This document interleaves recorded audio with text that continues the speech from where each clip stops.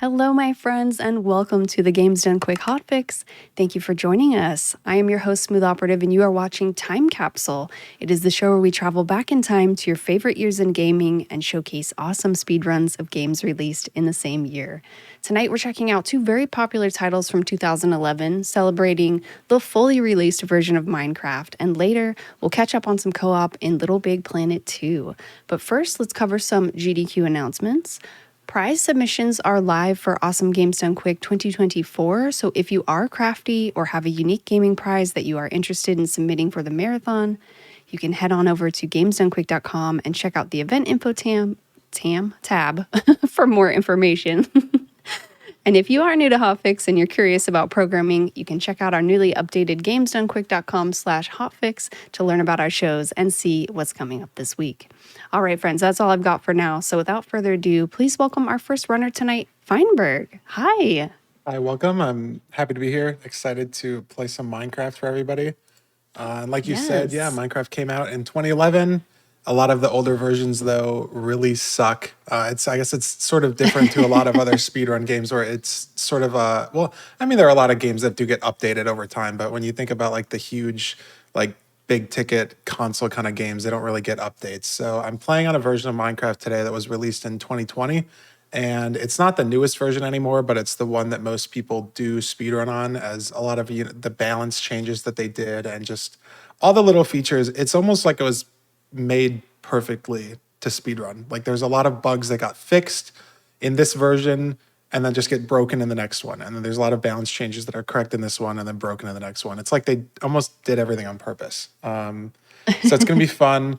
It's going to be super random, so hopefully I had to estimate. As long as I don't die, I should be fine. I do have some pretty good experience playing a lot of Minecraft, so I'm ready to get into the run. So I guess we can start. I mean, I'll do a countdown when I hit create new world, but it's going to load, and the timer starts when it fully loads in, I guess. So Sure, of course. there's a 3, 2, 1 here, but you kind of get the up to 100% here. And spawn is looking not abysmal. It could be worse. Jungle isn't like horrendous here. The food is going to be a bit of an issue, but we can always hunger reset. We'll see. Kind of need to get iron somewhere. Definitely like a mid to low tier spawn, but we'll see what we can work with here. Wonder if I crank my render distance, if anything will help me out here. If there's any sort of village or anything.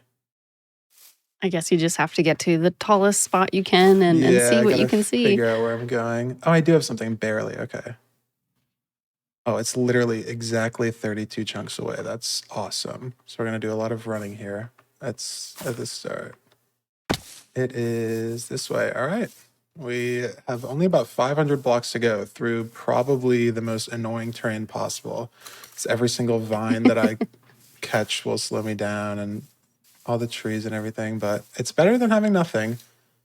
There are a lot of bad spawns, and this is close to being one of them. But what would you say is maybe the worst spawn that you could possibly get? It's like very rare, but you can just spawn in suffocating.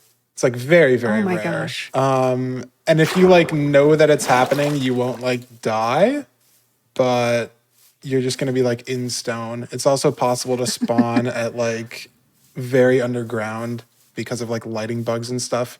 Like if you throw out bugs that can happen or like unintended behavior that like really messes with stuff, this is probably like bottom 20%. Jungle is pretty bad biome, but it's not a mesa, I guess.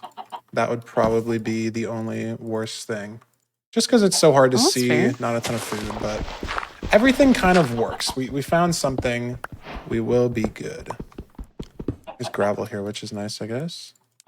Need that eventually, so hitting it now, I guess, is show.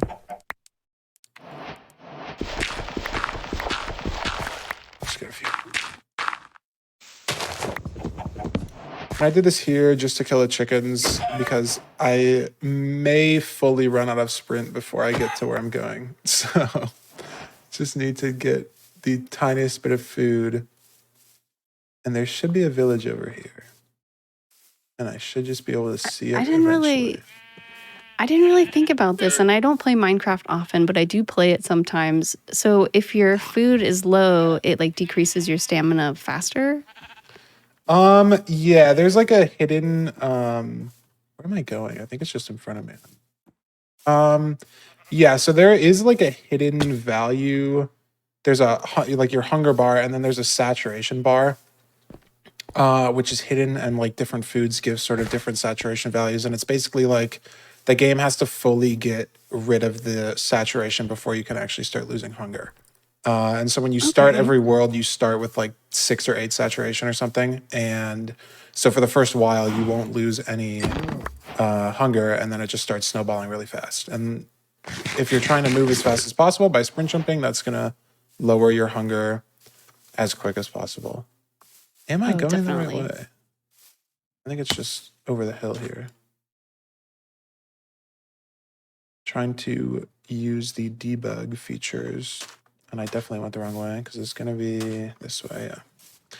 Looking for a village here. It's a taiga village, so it's not like amazing, but it's better than no village. I can at least get beds and hopefully food. Maybe blacksmith could give me iron, diamonds, stuff like that. Better than just running around. Especially if I'm just trying to play it safe. But the terrain is not ideal. Yeah, they're making you go up quite a lot of mountains for this one. Yeah.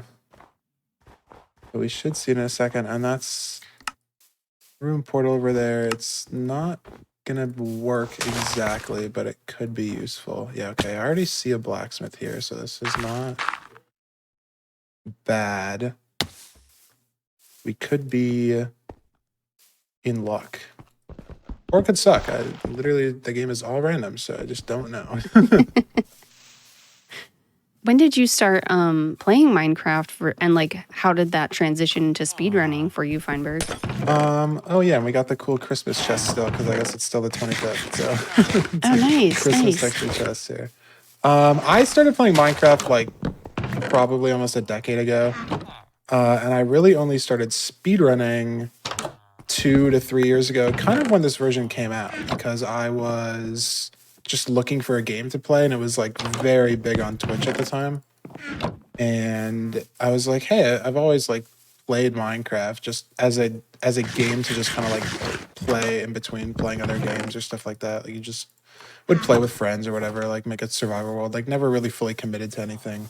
But I figured, hey, I kind of know how this game works, might as well try. And I just saw success right away, and then it just kind of snowballed from there into nice. Thanks for sharing. Here. Yeah, it's been very nice. This guy ran off. Classic build up 3. I said that room portal over there sucked, but I did get 7 obsidian, so I actually think it's gonna be fine.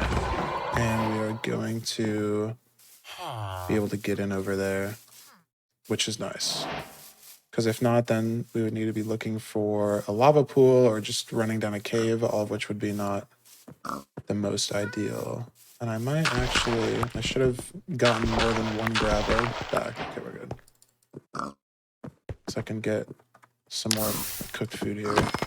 Because 7 bread like could be enough, but bread's not the best food source in the game. So getting these pork chops is the safe play, even if we end up not using them all. You never know how bad the rest of the seed's gonna be. So a lot of these like no reset type runs is just getting a lot more than you kind of need. Like you're playing almost for like the 10% or the 5% of like the seed being really bad. Because if you don't, then like you're gonna be fine most of the time. And then if you're not fine, it's really bad.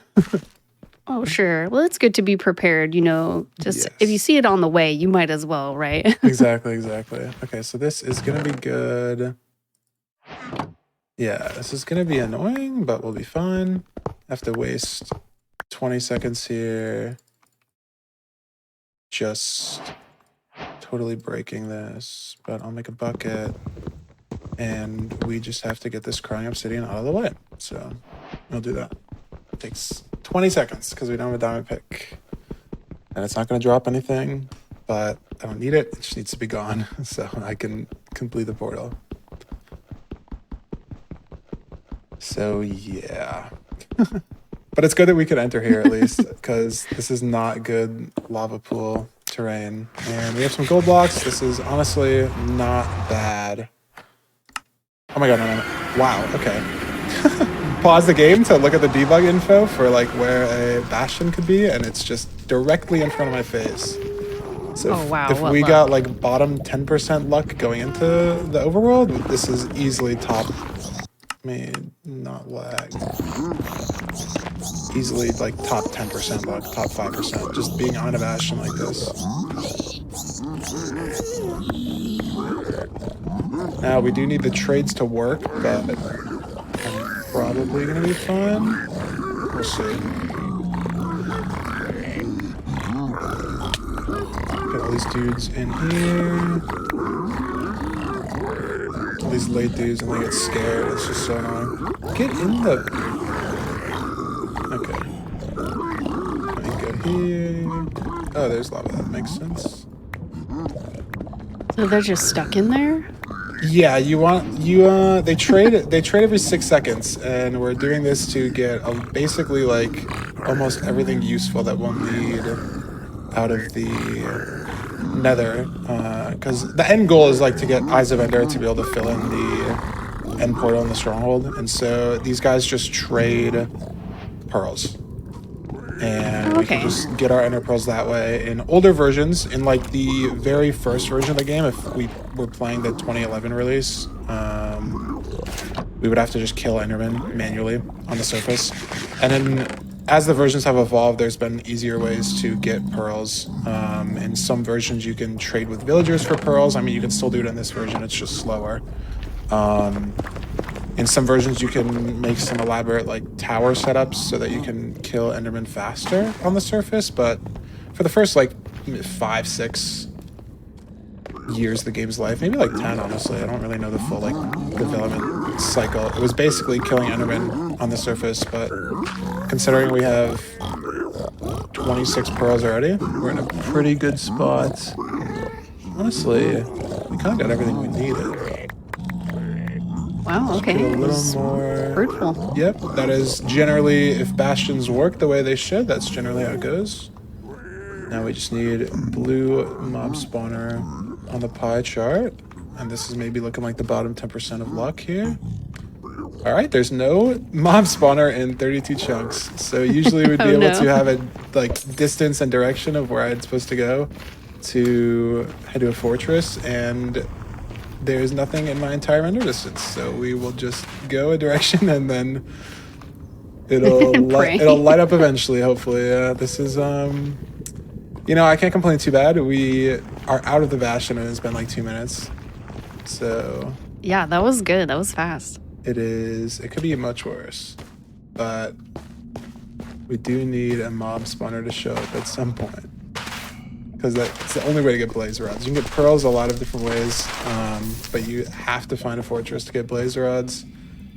And we are not looking beautiful on that right now. Oh, there's another bastion. That is why we don't have a fortress, I guess. The game generates structures in like every structure in the game, kind of, but in the nether it's pretty important. Kind of generates them in quadrants, in like regions kind of around the world. Sort of infinitely repeating regions. And if it decides to generate, like, where am I going, man? If it decides to generate a bastion in a region, it can't also generate a fortress. There's only one structure per region. So that being a bastion makes sense. It basically means that I only have bastions in my render distance, which is not ideal for what we're trying to do. And I am still, there's a mob spawner. Okay. 931-2. It's exactly 32 chunks away. Forward. All right, well, at least we know where we're going, kind of. Could be worse. Have to hope it's actually a fortress, though. There's one bastion type out of 4 that has a mob spawner. So I could be getting incredibly trolled. We're just gonna have to hope that's not the case. That should get me out of this lava. Oh my god, I'm good. Coming out of the lava scary. Totally fine. Where am I? I'm gonna go up. I know watching you go through the lava is making me so nervous.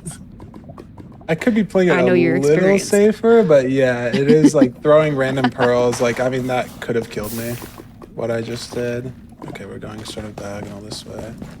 I think it's going to be a fortress is the good news. I don't have any entity spikes over here, so I am looking forward to this. However, we do have like, we burned through 10 pearls and we're not even there, so should still be fine. Not going to really throw any more though unless I have to, because they could break and that would be bad. But I should see this fortress somewhat soon. I mean, I basically have to. The game would not lie. It's just how buried is the fortress. I'm at 800 on my X. This is brutal. Sometimes they're probably like hidden in strange places too, even if you are in like the right area. That does happen a lot. Yeah, they could just be buried under terrain, or like you just physically can't get there. Like this has been a pretty open nether basically the whole way. I haven't really ran into any walls or anything I'd have to dig through, but you could just get unlucky. And there are a lot of biomes too that just make that harder in the nether. But overall, pretty good, and yeah. Surprisingly worked out for how badly that was looking. And yeah, you found it. Great job. Yep. Going to tactically explode myself to clear out spawning space. This is consistent way to get more blazes, because for some reason the spawners like have a max sort of area that they can spawn, and it's just like bigger than the area that the game digs you at. So if you want to get the most amount of blazes possible per cycle, you have to, you know, do your own sort of work here. And using a bed is one of the fastest ways to get that done.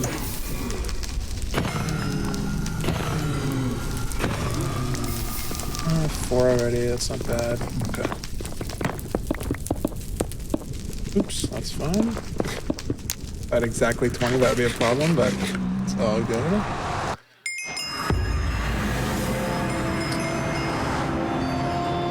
Let's see, I am going to just try to... This is going to be way too complicated to explain, so I'm just going to triangulate, and we're going to... That's like fine. Okay, negative 176.3, and then I'm basically making a huge triangle, and then trying to use trig to figure out where the stronghold is. If this was like a world record run or anything that I was doing that like for an actual, oh my god, it's probably like there, 177.0. Okay, 0.7. I'll do the math when I get back in there. You can use calculators to kind of do the trig for you, and that's like legal in the rule set, but half of me didn't set it up with this OBS and it would have been a pain, and then half of me also just likes doing it manually sometimes, so I've just decided to do it manually, and it's going to be a lot less accurate. I'm probably going to miss, but we're going to get close enough, because right now we're about 2,000 blocks away from where the stronghold is, and ideally I want to not run that entire distance in the overworld. 1 block in the nether is 8 in the overworld, so people thought, hey, why don't we travel in the nether to get closer? I don't know, I have more than enough, but I might as well for these guys. And I didn't give myself time to do the math, so this is 924 negative 225, and if it's 0.7, that's like 240? Struggling with the math. No, it's like 280, and then 140, and that's this way. No, not 140, 14. Negative Z, positive X. So this is like... Okay, this is really far. Alright, whatever. We'll go. Hopefully don't have to throw pearls. Because I do only have 15, so... Like combined pearls and eyes in total, I guess. So if I get under 12, then it starts to get dicey. Because you cannot... Like, you could get unlucky and have to use 12 eyes for that in total. And then we'd have to figure something miraculous out. So I'm just going to try not to throw any... If I have to throw one, it's, like, fine. These guys here are, like, boxing me out. Hey, guys. Get over here. Good enough. This terrain is not gorgeous either. This is that sort of... Where am I going? Oh, I just gotta force my way through this wall somehow. I never made a boat. There we go. Now we just dig. Until we open up somewhere, hopefully. And then... I must admit, I've been, like, afraid to say anything because I feel like you're speedrunning math, essentially. Like, you need some focus. Calculators weren't allowed for a while, mainly because it just didn't really exist. Right. The math behind it is very complicated. Like I don't even fully understand what the calculator does, and I've tried to like read the documentation. It's just uses a lot of stats and probability, and just at its core, it's just sort of drawing two lines that are really precise, and then trying to figure out exactly where they intersect. And you can get very, very precise with it and be pretty accurate. And with like new developments too, you can just also only need to draw like one very, very precise line, and it's usually good enough. But before that, we kind of just would throw eyes until they turned around. And we figured that was pretty bad, like where you just kind of throw an eye and, you know, draw a line in the... Is there a guy? Oh, it's a kid. Great. Hey, can you... Awesome. That works. This is not going to get me in the stronghold because that's just not going to happen, but hopefully we're close. Within a couple hundred blocks, I'd hope. This is negative 2.2. And then we can do a little bit of estimation if I just do like this. See where this points me. Okay, pretty close. Negative 9. So it should be 170, 200 blocks away.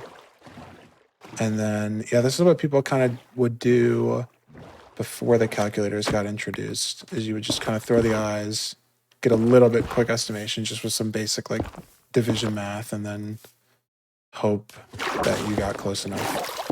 And once you kind of saw the eye pointing to the middle of one of these chunks, you'd kind of know you're in the right spot. And it's pretty important back then because you have to throw the eye, wait for it to come down, watch where it goes. Yeah, okay, so this is probably just this chunk. I'll throw another one just to double check, but I think it's just right here. Nope, see, I am rusty and washed at this, I guess.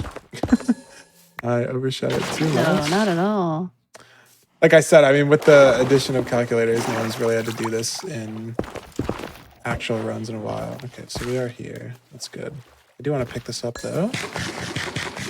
I was gonna ask, like, is it that most runners use calculators now, or? Yeah, it's basically everybody. It's such a time save because I mean, there I lost maybe what 30 seconds to a minute to having to do that on the surface. But if I use a calculator, it would tell me exactly where to build that second nether portal, and it would just put me directly in the stronghold in the first place. So it probably would be like 2 minutes maybe that I would save. And it's legal, so if you take the time save where you can, you know. Oh, sure, yeah. It is cool seeing you like do all of this on the fly, though. Yeah, it is something cool that kind of got lost. And I mean, I definitely like the consistency of being able to do everything like with basically 100% accuracy, but it was nice. All right, we will do risky thing because it will be fun. And maybe I'm bad, but I'll try to basically kill the dragon quickly. If this is going in the front, there's just no way. Okay, I can do this, potentially. I should have probably put a bed down in the portal room. That's okay. No turning back now. Nope. I also have like 15 beds, so as long as I didn't like die, I can take this really safe, and it's just fine. This is, again, a little too complicated to explain, but it's basically you're killing the dragon before it has the chance to do anything by sort of just beating it to where you have to go. Usually it would just be flying around, and you have to wait for it to sort of perch down in the middle, but it's just faster if you beat it there, and we figured out ways to do that, so it is actually in the world record for the first time recently, and that's the run. Underestimate, pretty pog, 23 minutes. I think that's about average for doing no resets. I mean, the RNG in that run was pretty all over the place. Like, the overall was very bad relative to what it could have been. Like, if we spawned in an ocean, we could have been in the nether in like less than 5 minutes, less than 3 minutes maybe. But then oh my gosh, the start of the nether was great, and then the back half of the nether was horrible because we had to just travel blindly for like 800 blocks. So it goes all over the place. And then for the world record to be 17 minutes faster, obviously just everything is almost perfect. Like, you just make every part of the RNG almost perfect, and then that's a world record. And it takes millions of resets, millions of playing seeds, getting past, you know, the first RNG checkpoint in the overworld, and then your nether's bad, and then you have to reset. Or you get in the nether and it looks good, but you just can't get to where you need to go because there's walls in the way. Or it looks great, and then your piglins don't give you the right trades. And then, or you get all the way there, and then you can't find the nether fortress. Or the blazes don't drop rods fast enough. Like, there's so many RNG checks. It takes millions and millions of runs. But this was one of them, and it's fun to just play and finish runs because basically all seeds are pretty finishable. Like, the spawn was very bad, but we made it work. And yeah, game's fun. I like the sort of novelty of doing something completely new every time. Like, there's obviously like strategies that you employ in every run that make them feel pretty similar, but you're playing a seed that you've never seen before, which is pretty cool. So that was fun. I'm glad I didn't die. I'm glad it was underestimate because we could have been much more unlucky and it could have been bad. Or I could have you did died. a great job, Feinberg. Like, when a speedrun has so many things that are too complicated to explain, you know we have an expert here. So yeah, we really appreciate you taking the time to show this off. Of course. But sorry, what were you saying? Yeah, go ahead.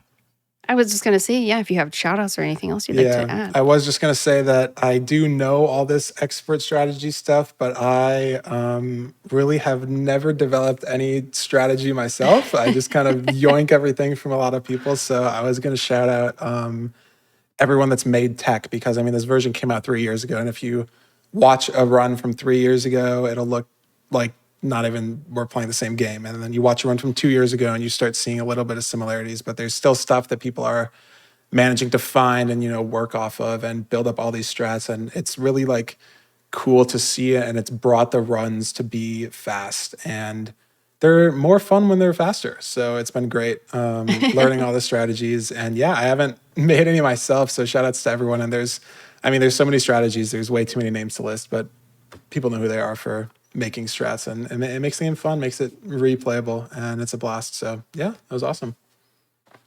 Great. Well, thank you for being here with us, Feinberg. Thank you, Richard. I was going to say, if you did have fun and you enjoyed the run, make sure you follow Feinberg here on Twitch. And I believe you have an active YouTube as well. Is that correct? I do. It's not that active, but I do have a YouTube. If you search up Feinberg, it'll probably show up. If you add Minecraft, it will, but it is a last name, so you might get some, like, I think there's like some piano sonatas on there, or some like university stuff. Yeah, that's the goal. We got to get big enough to out SEO the other Feinbergs in the world. Well, I think it can happen. So thank you again so much, Feinberg, for being here. Before we break, friends, I do want to give a huge shout out to all of our supporters. Your subs, Prime Gaming subs, gift subs, and bits cheered here on the GDQ Twitch channel help support the Games Done Quick Hotfix with programming, including this show Time Capsule. So please consider subscribing if you do enjoy our daily Hotfix shows. And if you are curious about any of our other Hotfix shows, be sure to check out the stream VODs on our YouTube channel, youtube.com/GamesDoneQuick. We will be right back with LittleBigPlanet 2, so stick around.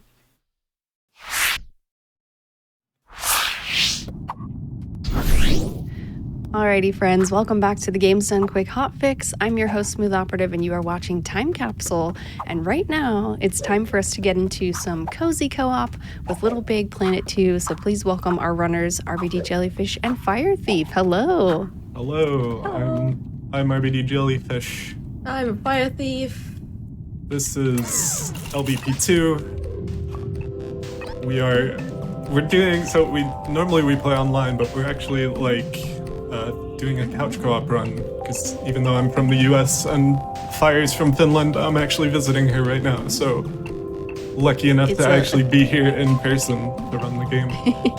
Yes, thank you. It's like early for the both of you, 5 a.m. cozy co-op, huh?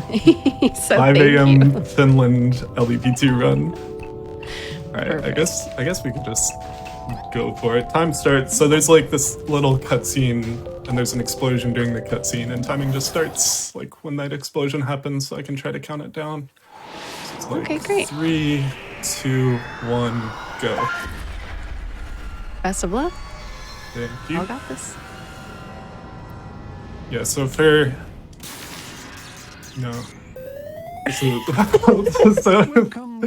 this being a time capsule game, I assume a lot of people are familiar with LBP2, but in case you're not, it's a 2.5D platformer, very physics heavy.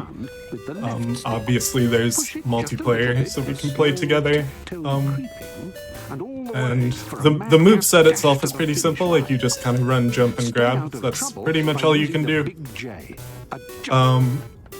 But there are also some gadgets you can get in some of the levels in LBP2, which is like one of the major upgrades in LBP2 after LBP1. And yeah, and this being... Sorry, I'm still waking up, by the way. Oh my gosh, I'm so sorry. It's fine. Yeah, we also, we woke up and we realized, half the controllers are broken, so we were also, scrambling to, find a working controller, too. Yeah, the one RBD is using is borrowed from a friend that we had the foresight to borrow yesterday, but I'm stuck on a third-party controller, so I don't have the gyro thingy, so I can't, turn my head, but that's just a visual thing, so it's fine. Yeah, so if Fire plays badly, she has an excuse. If I play badly, I do not. Yeah. You're making it work. We'd like that. Yeah, so something that's interesting about this game, I think, compared to LBP1, I think it's natural to compare the two speed games. LBP1 is, very movement heavy and has a really high skill ceiling and has these really difficult strats and stuff. This game is not so much, in solo at least, but I think the interesting thing about this game is, it kind of gets more interesting as far as speedrunning it goes. It kind of gets more interesting the more players you add. Because those gadgets I mentioned earlier, they interoperate really well when you have multiple players, and we can use them to do some pretty cool stuff together. And So is the ideal, I guess, for experiencing it all, having 4 players? yeah, somewhat recently we realized that. 'Cause okay. we did a 4-player run at ESA recently, and so we were doing some pretty try-hard routing with 4 players, and we ended up finding a lot of really cool 4-player exclusive stuff. Oh, whoa, that's awesome. Yeah, and yeah, the 2-player run has a lot of cool stuff as well. Yeah, right now we're just sort of in the early levels. I think you can just pop, right? Surely, yeah. Yeah, so this is an important part of this speed game, which is that, the game tries to keep us both on one screen at all times, and so a lot of the time, it's best to, wanted death abuse pretty heavily to like try to stay as close together as possible, so that like, you know, we don't want the camera to get too spread out because that makes the person who's further ahead, like, they have to play kind of blind because they end up being at the edge of the screen and stuff. So was it challenging trying to get used to that? Yeah, I think we have some pretty consistent like strats to like diet planned places and stuff, so at this point it's kind of natural, but Oh, sure. And I guess it helps to be in the same room. that is true. Yeah. I mean, here we specifically don't want the other person to like spawn at the new checkpoint or be deactivated, so we spawn a later checkpoint to like make sure that he gets the whole camera. By like not spawning at the edge of the screen. Yeah, that's like a weirdly tricky section to like not completely mess up the camera, because it's really easy to spawn at the wrong time after dying, and then you just end up making the problem worse. And so like we intentionally activate the previous checkpoint there to not spawn on screen, and just let someone like solo the later section. Yeah, so here we can do a little bit of multitasking. So I push this box while Fire's standing on it. She can just bunny hop across like that. Oh, that was perfect, basically. Yeah, that was perfectly lit. Rarely get it that cleanly. And then there's a little bit of momentum conservation we can do here sometimes if these boxes actually cooperate.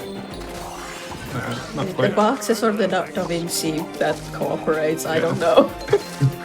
There's not a lot of RNG in this game, but the physics engine is pretty chaotic, so sometimes it can be pretty hard to predict like what's gonna happen. So we kind of have to like roll with the punches quite a bit. I will pop here. There's a level link here. Level links, we both have to stand in front of it to activate. But if only one of us is alive, we can just like activate it with one person in front of it. It also makes the animation to enter it a little bit shorter. Yeah, that is true. The more people you have standing in front of it, the longer the animation is. So it's good to have like only one person activate the level links. So Well, here that's we interesting to know, actually. Yeah. I mean, it's a very little bit of time, so it's not a huge time save, but it is a time save. Sure. So here we got one of the like the first of the gadgets I mentioned, which is a grappling hook. Which in co-op it's a blessing and a curse. It's nice because you can use it to build up a lot of nice speed, but at the same time we can also like very easily accidentally grab each other. Like I did there. So yeah, we have to be pretty careful about how we use these in co-op. Occasionally we just send only one of us through a section if there's a grappling hook in it. The other one will stay behind, just to make it a little bit easier for the one who didn't do it. Like, this is a good example of this level. This is basically doing it solo. I just have to like find good spots to die, basically. Uh-oh. I see someone asking like how we practice co-op runs, like do we schedule set times to do it and stuff? I don't know. Fair question. What do we do, really? I mean, when we were practicing for the 4-player runs, then we did have like attempt at scheduling, but generally it's more like just someone asks another person like, hey, are you free? Do you want to do LBP? Yeah, the more people we have playing together, the harder it is to schedule things. But with just 2 people, it's usually just like a spur of the moment kind of thing.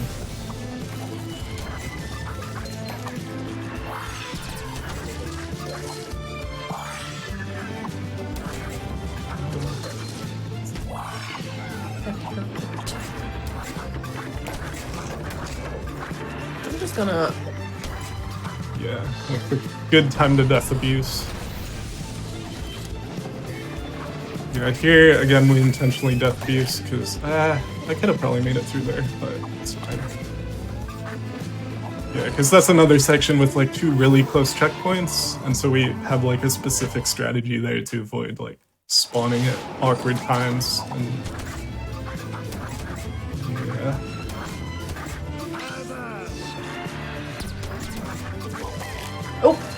Me too. You're still alive? I don't. You I missed didn't the get the checkpoint. checkpoint, yeah. Go around. Wee. It's so funny when I see y'all kind of grabbing on to each other and then it's chaos. I was trying to do a faster strat there, but I missed it. I'll let you do this. Thankfully, Fire did like the safer backup. So that's the thing that's probably gonna happen a lot in this run too, is like since there are two of us, one of us is often gonna try like a risky version of the strats and the other is gonna do the safer thing. And so like you're gonna see a lot of dying and it's gonna look like we're messing up and stuff. But it's fine. It's it's mostly intentional. So This it's level's kind of really like long. okay. It's really short actually. That's the So level. the two of you. Oh, wait a minute. Wait, really? Oh my god. So there's like a wall there that pops out. It like kind of tricks you because you see the scoreboard and you run to it and then this wall pops out. And then Da Vinci's all like, haha, tricked you. You have to actually play through the whole level. But we can do something there called a co-op jump to get like where she'll like sort of grab me and make me land on my side. And when you land on your side in this game, the physics engine will like push you back up, right? And if you jump while that's happening, you get a way higher jump. So we can actually just like sort of do a team jump there to like just jump over that like prank wall and just skip the entire level. Oh. So how much does that save for like just the one level? Probably like a minute and a half, I'm not sure. It's been like kind of a while since I actually played the level. Still, that seems like it's a good amount, hefty amount. Yeah, it does save It's a whole level. quite a bit.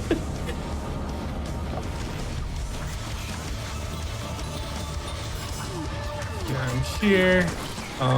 Is it from me? Yeah. Cool. Laughing. Yeah! We hate that character because he keeps talking. Too many Yeah, he like does speed not. bubbles. Yeah, he kind of. Oh, because you have to like skip through them then. Yep, they stop Yeah. your movement often and Mash through all the bubbles. yep. Yeah, every area in this game ends with like boss fight. And the boss fights are kind of designed to be challenging with one player, but the more players you add, again, it kind of gets easy to cheese the bosses. And so in that particular boss fight, we kind of just stood on opposite sides of the field and like pulled the levers and stuff we needed to pull to like beat the boss. It's a lot faster than doing it solo. So on this level, we get the grabinators, which you can use to pick up and throw things. And by things, I mean each other. Oh, I forgot to pop. I can't see. You're good. That's not gonna make it. That made it. I'm stuck here. Uh-oh. Good luck. I'm just gonna death abuse. Or Is there a not death checkpoint? abuse. Yeah. Okay, yeah. Okay, we can do a little clip here. That was fast. First try. Yeah, that's a ceiling, by the way. Or was a ceiling. Yeah. This level's like The skill ceiling. We found it. barely missed the found it, y'all. checkpoint there. That works. You can do this part, I guess. This is one of those levels where they're like all these really small back-to-back like co-op strats, but they all happen too quick to like kind of mention them. So yeah, we're Sure, just that's kind fine. of doing I was our gonna best. I was gonna kind of ask, like, I know that you said with two players, it's kind of a more on-the-fly type of practice, but what is it like actually communicating with each other during a run? Because it sounds like the two of you know the game so well, it's like you almost don't even have to tell the other person what's happening, you just know. Yeah, that's true. I guess like a lot of the communication happens in planning, and we have like very specific roles. And so once we've Okay. like practiced a bit, we can kind of just figure stuff out, or like we remember what to do. But there are times where we kind of have to improvise, and that's when we'll end up talking to each other when like our plan does not go, how we planned. According to plan. Yeah. Yeah, but for the most part, we don't honestly even like need to speak to each other. We just played this game so much. Whoa. Oh, checkpoint. beans. That's not. Oh, that's Nope. really not great. I want this checkpoint, please. That messes up all the cycles, didn't it? Yeah, that's fine. Oh, we can probably make this. Ah, beans. That's fine. Double beans. I died anyway. Yeah. Yeah, so this is another Grabinator heavy level. I don't even think I mentioned the name of this gadget being called the Grabinator. I'm gonna Yeah, you did. I was like, okay. I was too slow.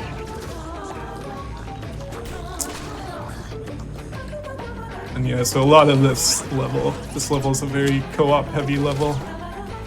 This level's really cool in 4-player because you can like, in 2-player we just kind of pick up and throw each other. But in 4-player you can actually make like a big stack of players and like throw each other one after the other, and you can end up like flying across the level. It's really cool.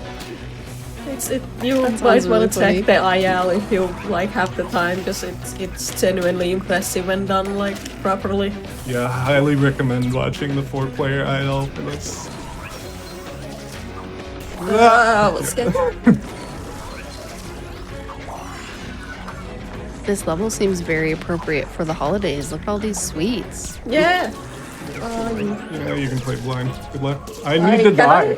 Okay, I did it. I was doing my best to die. It wasn't working. Yeah, thankfully we played this game enough to be able to do some stuff blind. The cycles for this game start when you load the level or when they get closer to them. I think it depends on the level. Oh yeah.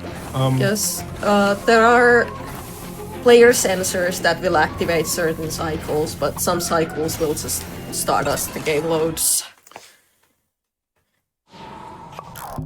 Yeah, I think like another game a lot of people compare this one to as far as the speedrun goes is LVP Vita, which not a lot of people run because it's a handheld and it's not as like accessible to be able to record and stuff. But in that game, I feel like almost all of the cycles are like based on when you reach them and not being on a global timer.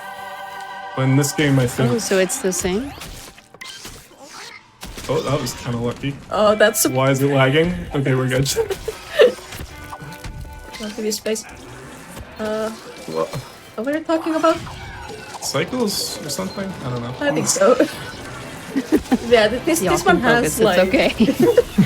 This one has global cycles, quite a few of them, but like the what level was the one we were on before? I don't know. The last level has like is like pretty heavily cycle based. We got kind of lucky with how we messed up. This is a skip, by the way. Yeah, I messed We're up. not doing it. Alright, we're not doing it. Fine, you've made the call. I shouldn't have made the call. It's a cool skip. You can like push another person player with one of these cakes. Was it? Goodbye. Okay, we are scrambling right now. No, it's fine. This is all part of the plan. Is it?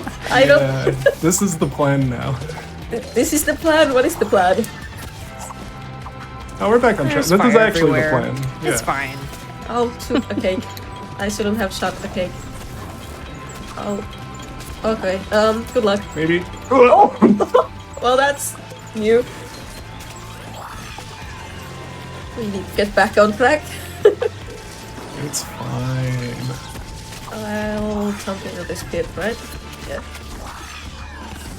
Here we only want one person because there is a dialogue jump right here. Here.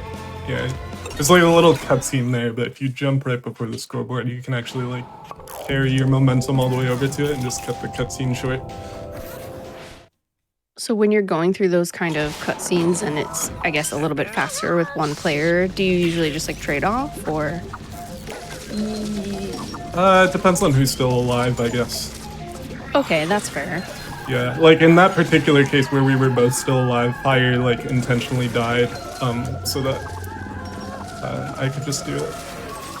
But yeah, usually we just look at who's further ahead and let them do the thing. It's a good way to organize it.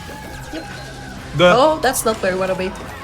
That's fine. This is another really cycle-heavy level, and this is one of the ones where like the cycle doesn't start until you've like reached a certain point.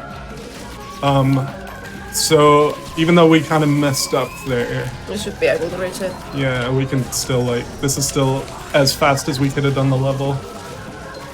Because we had to wait for that like little electricity, like that little current thing. There's another cork jump. Hopefully. Maybe. There we go. Patch. Like, you can't jump up there. Well, with another person player putting you sideways, you can't do that. Another person player. Person player, yes. Person player of life, because the two of you are engaged, from what I understand. True. Yeah, that's a thing that happened because of this video game. Congrats. Yeah, we like Yeah, I was met gonna say, through, maybe you could share. Yeah, we like actually met through running this game, kind of. I actually did like an SGDQ LBP run, and she found my stream through that. And I guess we ended up like talking for other reasons than playing this game together. Yeah, it escalated. That's one way to put it. That's the best way to put it. We'll just, Your gameplay skills, for sure. yeah. The best part about him, he can play LittleBigPlanet fast. The only reason he agreed to get engaged. Yeah. Sometimes it's the little things, you know, no pun intended.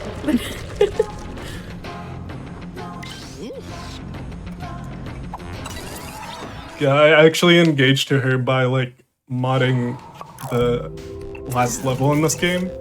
And when we did a co-op run together, sneakily loaded up the modded version of the level instead of the actual version, and the modded version ended with like a "Will you marry me" message.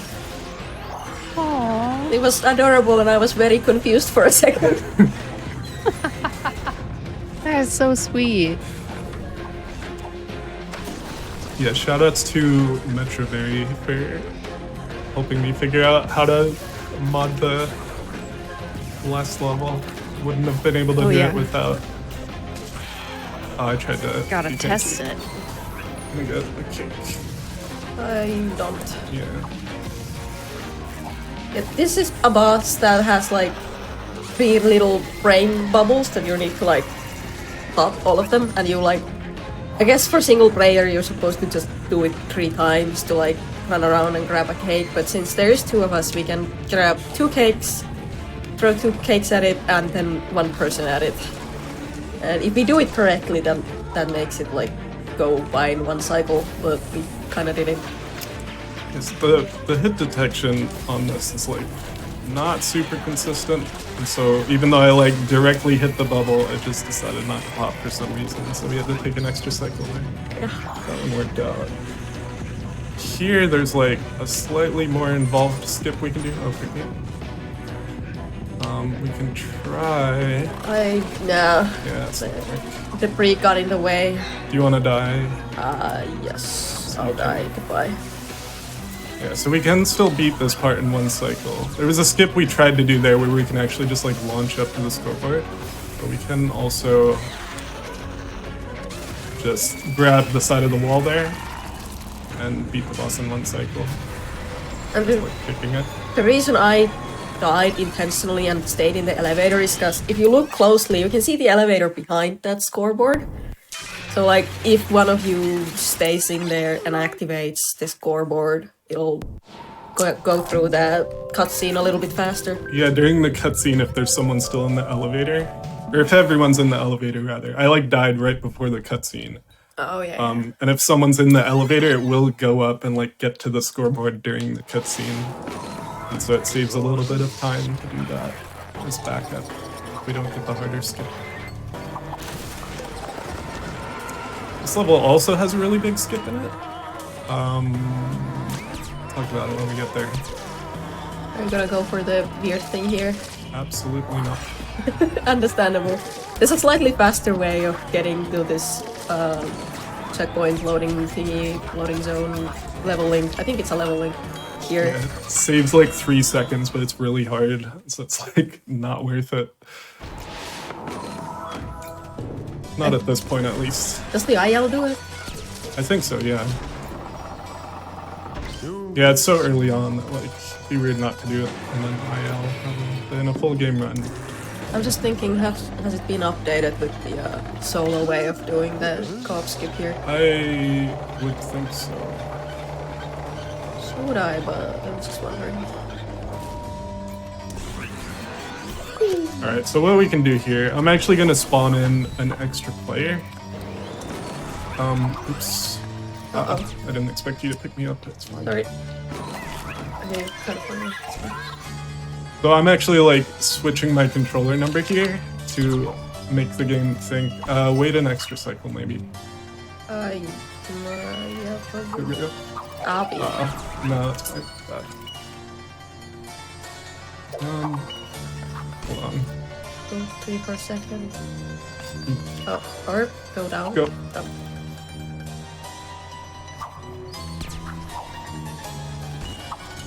There we go. Okay, it's fine.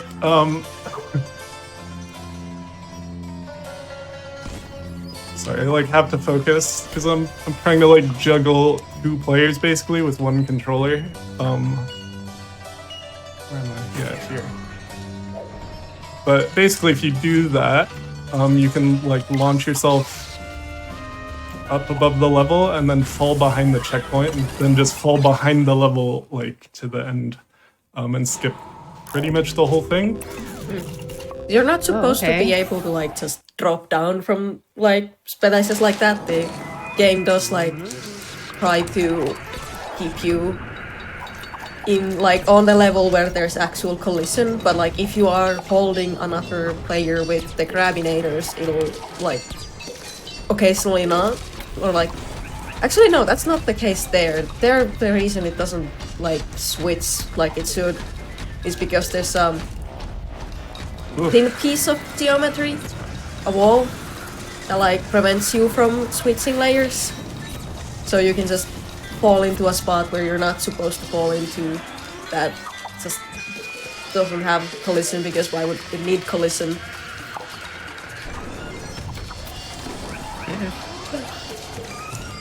That was kind of a wacky setup, though. Are there other sections of the game where you have to kind of like swap player 1, 3, or whatever you need to do? Oh yeah, unfortunately. Oh, okay, wow. That's one of the advantages too of like adding more players, is you don't have to do that, but the time save So that is cuts down. the time save is big enough that you kind of can't afford not to do it, even in like 2 players, even in solo. And in solo it's even more difficult because then you have to juggle like 3 players instead of just 1 extra one. Right. That was tricky looking. Do I try it again? Yeah, let's just try it. Just for show off. It's a little skip here. We kind of missed the cycles. It's not super fast now. But It's still cool if you get it. Yeah, you can get out of bounds basically by bouncing off of that little fire thing if it's like to the left, when it won't reach to the right as far as like normally. Just The little biscuits are burning skip. yeah, thankfully fire like as in the material, not you. But fire in the game kills you in 2 hits instead of 1, like most things. Yeah. And so you can like kind of bounce off the fire there. Sometimes again, the game can be kind of inconsistent with itself, and so sometimes you'll just die in 1 hit, and then you know, what can you do? But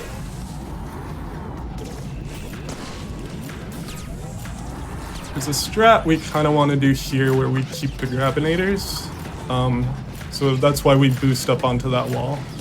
there's a little remove gadget thingy to the left where you're like casually supposed to go.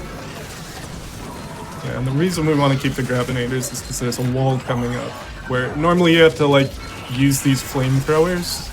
Part of the right. Please. Alright. I exploded. It's fine. So right here, there's a wall where you have to usually lure this flamethrower. That's unfortunate. Oh well. Well, Normally you have to use this flamethrower like to blow up that wall to the left and then blow up the bridge, and then like, you have to do all this stuff and it takes forever, but usually if you get the throw just right there, you can just like destroy the bridge in one shot. It was just like barely not enough there, so it took a few extra shots, unfortunately.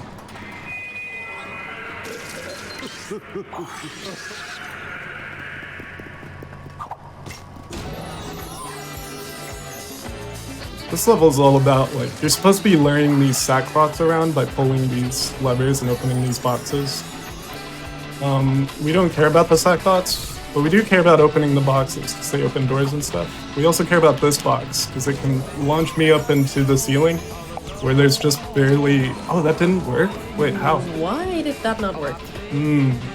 So, what we tried to do there... I don't know, was that too far to the left or something, maybe? I guess. Well, there's a checkpoint trigger that extends beneath the floor there. It's gonna die. So we tried to skip this little running around, and this is the checkpoint we tried to activate. Yeah, we would have spawned, like, up here, basically. But yes, for some reason, I guess we missed the trigger. It's not happened in a little while, so surprised and confused. There's another thing we can do here as well. That works. So, if we blow up that wall behind the door, and then I pull this lever to open the door, I get on top of the door. yeah, I boosted fire up behind the door, and then that pushed her up into another checkpoint trigger. I'm going to die now. Yeah.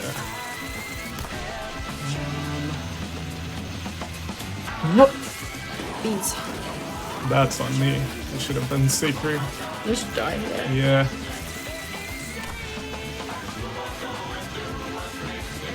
The reason you want one person to be dead here is because there's a checkpoint started, and if you're really precise, you can get through those bounce pads. Yeah, at least we got that. Yeah, Not the fastest level, but it's fine. I'm gonna... Oh yeah, there's a cool thing you can do here where, like, if you're just slightly out of range of the explosion, you can still get, like, you can still get hit by the shockwave and it can, like, end up launching you. So if you're standing in just the right spot at that section, you can actually use the bombs to, like, get a boost. But it's kind of hard.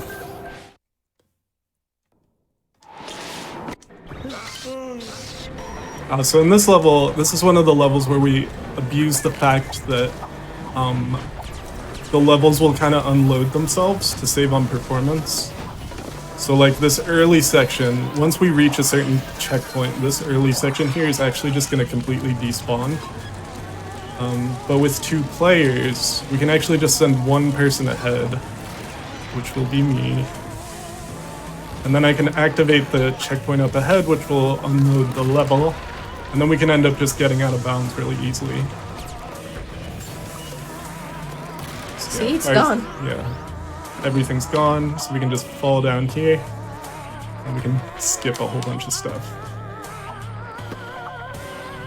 Oh, this is leapfrogging, I think. No, this is cool frogging, I think. Yeah, there's like the slightly faster movement tech than walking. And one of them's called leapfrogging, where you kind of do like this. Where we can like kind of jump. We can like pull ourselves in front of the other person. And I can't grab you still. Oh. And, It's leaping, but it's cool. Yeah. And you can like bunny hop to preserve the extra speed from like flinging yourself in front of them. But there's an alternate way of doing it called cool frogs, where you just like stay holding onto each other, and this is what we were doing there, and it's still slightly faster than walking.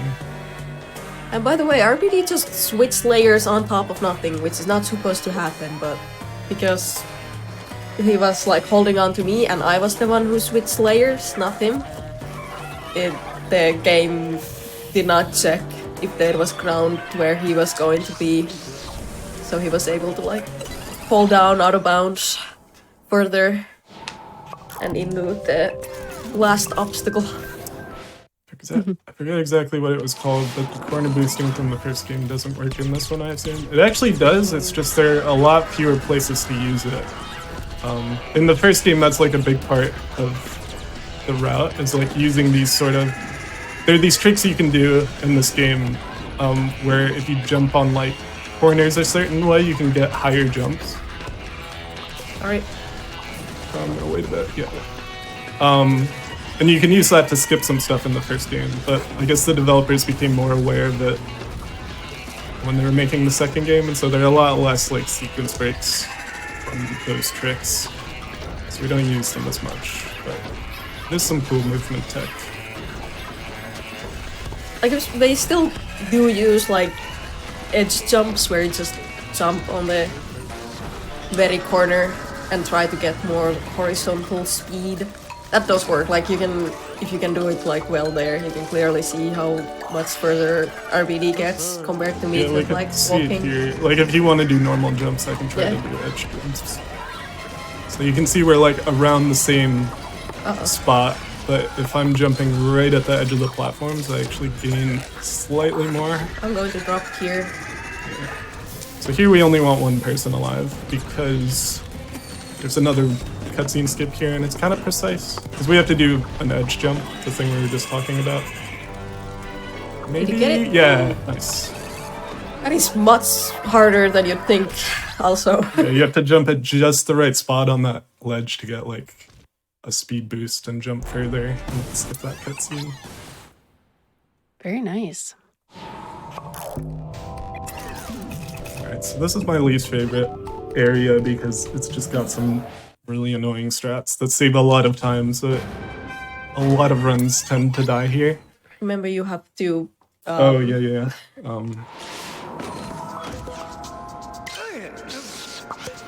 Yeah. Okay, so this is a race gate thingy that comes up from the sky when you place that sticker. So we're just gonna unplace that sticker. Remember that you need to disconnect me as soon as you can. Might wanna... Yeah. Yeah, that's fine. That's fine. You could have just popped. Yeah. Yeah, we should have done it by popping, but whatever. This is safer anyway, I think. Yeah, because of the race gate that comes up from the sky moves so quickly, we can use it to fling one of the players. Which cable was it? The one with the thick thingy. This is the problem with wired third-party controller. It sounds like my descriptions. Figure it out, RBD, please. Yeah, normally that's a little bit smoother because we can like disconnect from like the Act and B menu, but since this is a wired controller. So this is another level where we have to juggle a third player. Not yet, but I spawned it in at the beginning because there's like a closed level gate at the beginning that prevents you from spawning extra players. So if you start the level with 3 players, then you can like spawn in a third guy, no problem, later on. But yeah, later on, we have to use an extra player to like skip some stuff. So who is this, I guess, third not player? They're just RBD's little buddy according to the game. Yeah. RBD's little buddy, okay. Normally it'd be Frit or Crosso or someone. We were running this in 3 or 4 player. Frit is in the chat actually. Frit is one of our 4 player buddies. Shout outs. Frit is very good at the game. The close gate does matter in local co-op, by the way. I think we didn't double check, but I could have sworn we sure. tried it, but honestly, I would not be surprised if. Yeah. it didn't. Also, yeah, it might be an LBP 1 versus 2 difference. Also, So we're doing a thing here called a deload. It should work. Oh yeah. If you unplug this, do this. I'm gonna spawn this guy. you need to replug me in. I need to also juggle this guy before he despawns. This is awful, by the way. Yeah, this is not how difficult this is normally. Hold on, let me It's juggle kinda like one more time. Musical controllers. Yeah, basically. You'll need to switch layer. Yeah. So basically what we're trying to do is keep 2 playable sack persons outside of the camel. If you get too close to the camel, you'll just snap into it automatically. So I'm just gonna be trying to drag this third player far away enough from the camel that we don't get into the camel. Thank you. But also close enough to the camel so we can see what is like attacking the camel, because we don't want the camel to die. We still need the camel to get up an elevator thingy. Yeah, and I'm having to juggle this third player, because if I don't keep switching to player 3 and back, it will despawn after 10 seconds of inactivity, so I have to keep doing this to make sure it just like doesn't despawn. I did it. Okay. Alright, but now, once we've activated this elevator, we no longer need that first player. We no longer need the camel. And so we can just run ahead and break out of the auto-scroller. We did not practice goslings, by the way. That's fine. I think we are worse at them when we don't practice them. Or, wait. Wait a minute. Wait a second. Not even gonna correct myself, because that's actually... You're that's experts. Okay. Alright, so what we do here... We're stuck here. We pretty much do an extreme co-op jump. That's not... Whoa. Don't fall yet. Yeah. Or ever. That's actually saved. That's not That's gonna not do gonna it. work, yeah. So yeah, we tried to fling across that pit and wall, door, gate, but I'm not surprised we didn't get it. Switch to this guy. It looks tricky. It is very tricky. Extremely so, really. Oh, there's fires here. Hey, where am I? You wanna I'm be in the shoe! front layer. That's not safe. But yeah, at least the backup is funny. Usually. Yeah, so so like there's this mini boss at the end of the level where we kind of chase it to the right. But since we ran from the right side, we actually like dropped these checkpoints from the sky that are now gonna block its path. So as it walks backwards, it's actually just gonna get stuck, but we're gonna keep walking to the right. And so we're gonna end up just like kind of merging with the boss here in a second. Yeah, so you can see it's blocked by that checkpoint. We're just gonna, you know, squeeze ourselves in here. What is that rocket doing? I don't know. I'm scared. Oh, by the way, Just brute force your way through. We do still have to kill the boss to open the door later on, so we wouldn't want to clip like completely through it. So we do still have to kill it, but This poor camel. yeah. it's actually, the camel's doing alright. It's like kind of alive. Wow, yeah, the camel made it through. Usually, like, when the camel's like trying so hard to push through the boss, it'll end up like breaking itself. And like its jaw will get unhinged and it'll lose legs and stuff. Oh my gosh. But it's actually I'm like, glad that didn't happen. yeah, Yeah. it's actually like survived. pretty healthy right now. If you're wondering why people are talking about Gustavo Fringe in chat, by the way, it's because Gusfling is just short for Gustavo Fringe. I don't know why we called it that, someone did. Whoever named the tech just liked Breaking Bad, I think. That's the only story behind the name. There's no relation to how it's actually done. As far as I know. Not that level. Don't Nope, type not levels, there. please. Let's not play any mini games. Okay, so this level's also got a pretty complicated strategy, but it's at least a little bit easier. Yeah. What's first? Unplug. Remember to move before you plug me back in. Yeah. I'll just get back in the beat. So all we wanted to do there was like spawn a bee, and so we spawned fire in, but before she finished the before she finished the spawning animation and therefore like started piloting the bee, we turned off her controller. I'm trying to plug her in right now. That's why this looks awkward. Okay, there we go.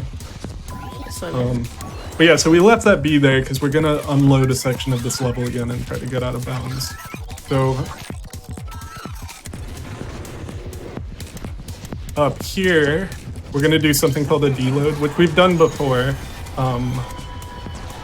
But basically the way it works is if you despawn someone as they're spawning out of a checkpoint,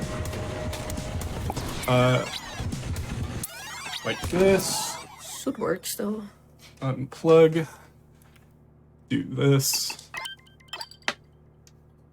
Plug back in. Yeah, so normally we wouldn't have to do this plugging, but we had an incident with...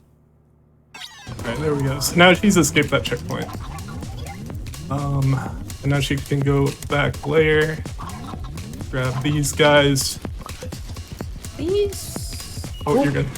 Oh, this is kind of hard. Do you want me to do it? Yeah, please. I'm not like used to really doing this skip yet, because we only practiced this like 4 times or something. So, okay, yeah. Yeah, so we fell out of bounds there, using some tricky like layer switching shenanigans. And now that earlier section of the level is unloaded, and we can get in that B that we spawned and just fly out of bounds like this straight to the end. But yeah, usually that's a lot cleaner if, you know, we were using controllers we're used to, but all of Fire's controllers like broke last second. So we had to like scramble. I'm playing on a controller that her friend lent us, and she's playing on like a third-party controller that's wired that doesn't like do the controller switching stuff the same way as usual. So we're kind of playing on a skip setup right now. That's fine. Y'all are making it work. Yeah, it's going well, I think. It is going better than I thought. I was really worried about this controller, to be honest, because it is a lot steeper. Oops. That's not great. Okay, no, there's still 4 of them. Yeah, you need specifically 4 sack bots. Those are bots, not boys. To go up there in the pipe. So if they die, you just have to go back and find more. So getting them squished is not great. So yeah, the little bots are our friends. Yes, there are the bots that we're supposed to be saving in the Clive levels, like the world before this one, but we just ignored all of them and left them to die. Oh my god. I mean, some of them actually cry when you leave them behind, by the way. So if you like run off screen, you'll just hear like a little sackbot scream. Wow. They really make you feel bad about it. Yeah. The only unfortunate part about this run is I actually do like the sackbots. They're cute. I have a little toy of one of them. Somewhere here. There's nothing to say about this level, by the way. This is an auto-scroller. It's the last auto-scroller we've not broken yet. Yeah, there are 4 big auto-scrollers in this game, and we found ways of skipping 3 of them almost completely. So just not this one. Yeah, this one, unfortunately, like all of the auto-scrollers work in slightly different ways. And this one happens to work in a way that we just haven't figured out how to save time breaking yet. I think it is possible to get out of bounds in this level, but it's pretty much impossible as far as we can tell to like reach the scoreboard from out of bounds. So you're saying there's a bounty in it for someone who wants to find the skip. Yeah, I mean, listen up, friends. Yeah, you got the time. Any longtime LBP fans who want to try running this game want something to look into. Oh, speaking of breaking levels, you can find versions of these levels online that you can load in the game's moon thing and actually look at the create mode, all the wiring and stuff, or like how this level actually works.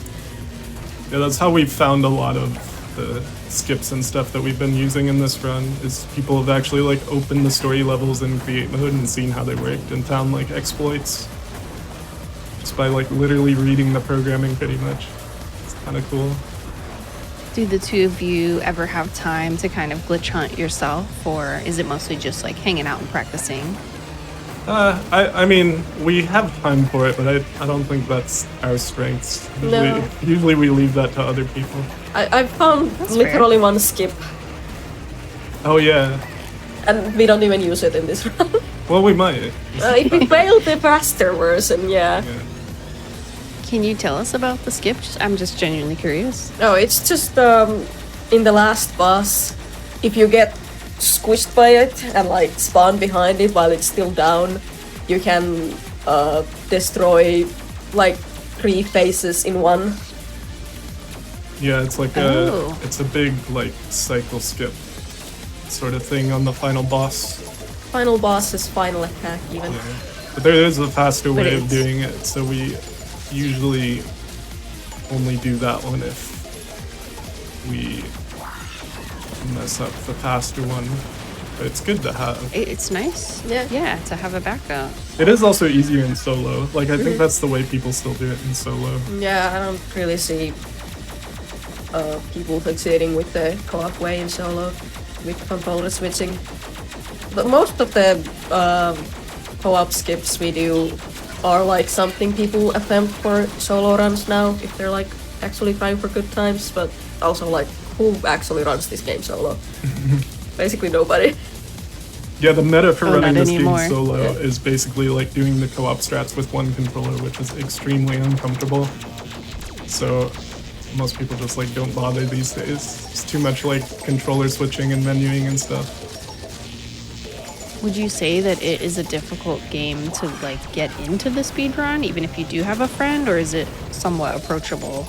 I would say this one's pretty approachable, like relative to the rest of the series. Yeah, I mean, you don't have to do the controller switching, of course, and like still get a competent time, I think. It's like, I think there's like 1 or 2 runs on the leaderboards with any like controller switching for solo. I think like the thing that makes this game not approachable, if you want to run co-op at least, is the fact that the servers were shut down like quite a while ago, so you can't officially play online. But people have like fan-made like custom servers. So if you like jailbreak your PS3 and stuff, you can still play online in tricky ways, but yeah, probably not the most accessible thing in the world.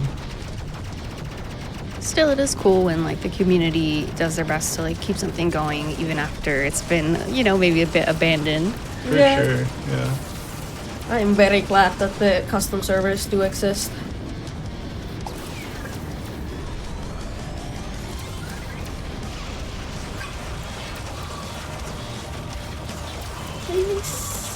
Okay, so is this the boss of the area? Yeah, and this is mashing dependent. If you're fast at pressing X, you can get a good time on this level. Oh, we're not. Maybe. Yes! Oh! It's the first time since practice that we've gotten that in first cycle. Yeah, neither of us is like Let's super good at mashing, but if we aim our shots correctly, we can just barely one cycle it. It's nice. I'm not good at that. Me neither.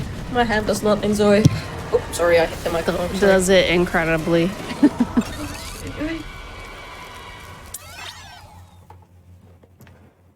Alright, so next level is another one of the auto-scrollers, but this is one of the ones we can actually, like, skip. Is it? Yes. Oh, yeah, it's... I forgot about Eve.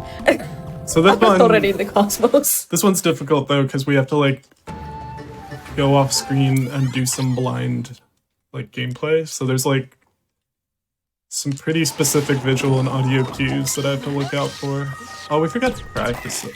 Yep. I've been, like, messing it up a lot, and so I was gonna, like, open it in create mode and see what I was doing wrong, but... Oh, well. Good luck, I guess. We're doing it live. Yep. Right, so... I'm in the front layer here, and I shouldn't be. As in, like, I'm doing the skip correctly, but, like, we're not supposed to be, you know, outside of the auto-scroller.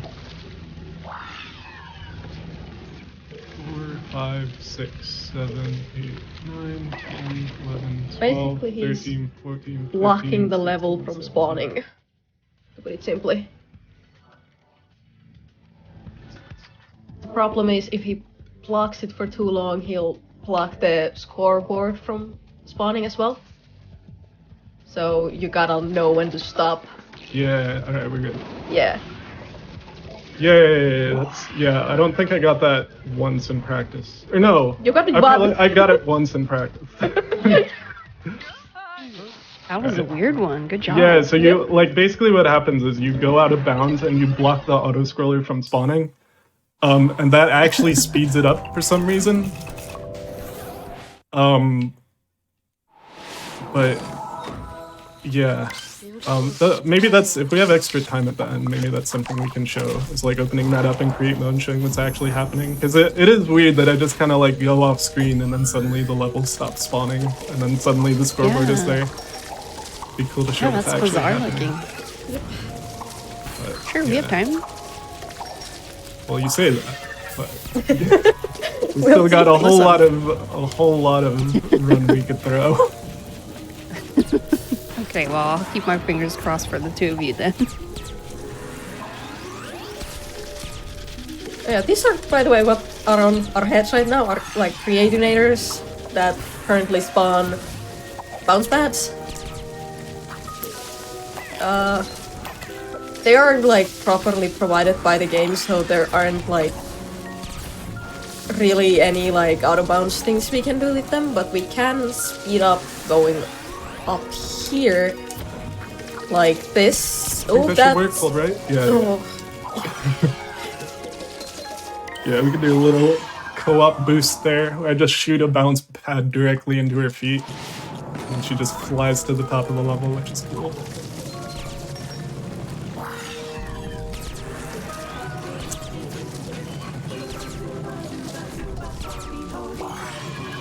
This part's a little slow, but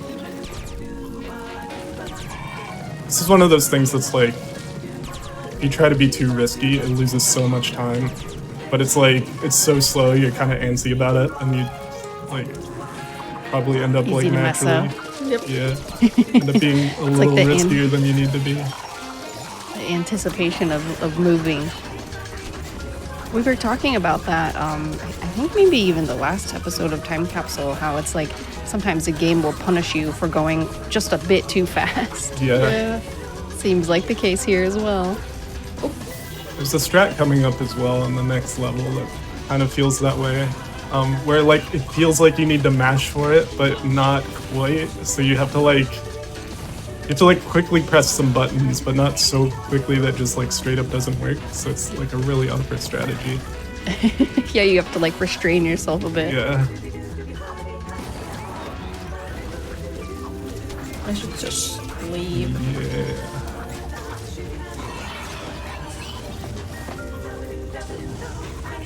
So I do a little risky thing here where I like skip a cycle. It worked out. That's another place, like, you can see fire stayed behind, and that's just a layer of safety, pretty much.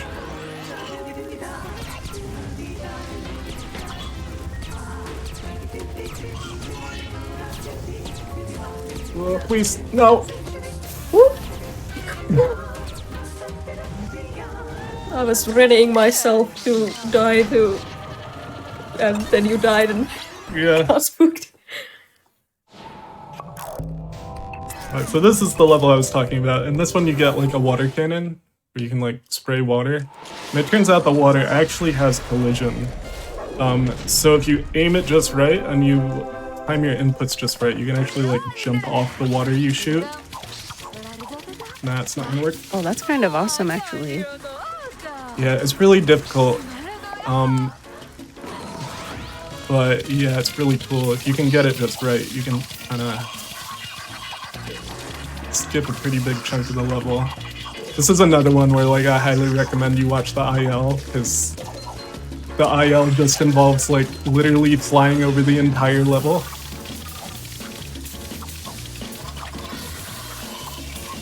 But we're not quite at that level. Nope. We can do some small skips like this. I find that sometimes the IL strats are, you know, just going for everything, so it's not always viable in like a full run. Yeah. Sure. Especially in the level after this one. There's you get the same gadget again, and you can like fly under the level. Yeah. That's not something you actually want to do in normal run or full game run rather.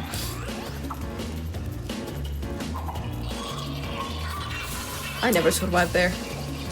Right, so coming up, this is the part where we actually like want to be good at the flying thing. Can you shoot that guy? No, I cannot. Alright then. We're probably not gonna try this for too long.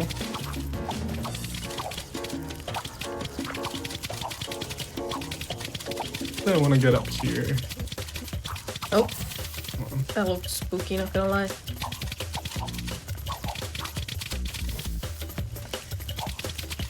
It's like you have to aim in a very specific angle while also timing your inputs just right. Hold on. Not quite. Maybe like one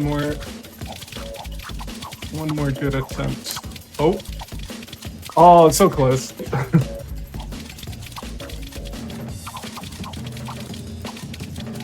So you're kind of trying to jump on your own water? Yeah. We're not good at this. Should we just go? Yeah, let's just go. It looks tough. It is really I don't know. I mean, someone like Brit again is like much better at this than we are. Like Brit and Cross, so we're usually like in our 4-player runs the ones to actually get the skip there. Yeah, You it's just also have to have one. it's also not just that it's precise, it's that like it actually hurts your hand too, because you kind of have to like very precisely press R1 and X at the same time over and over, and you want to keep X held down so that you get higher jumps, and so you end up like just naturally gripping the controller really hard, and when you're trying to do that input over and over and over, it does start to hurt your hand a little bit. Oh geez, yeah, I bet. I'll stay behind, hopefully. Alright, so normally, if we'd gotten that correctly, we would have just like gone up above the level and run straight to the scoreboard, but what can you do?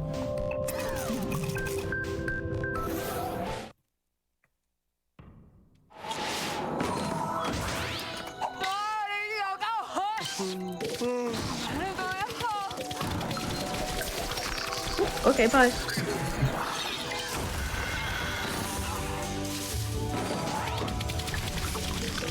Yeah, this is the level where I mentioned that the IO strat is to go underneath the level.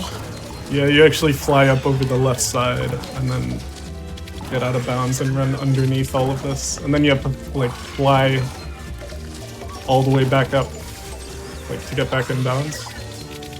It's probably the hard part. Getting out of bounds and getting back in bounds is the IO only part, really. It's quite a bit of height that you need.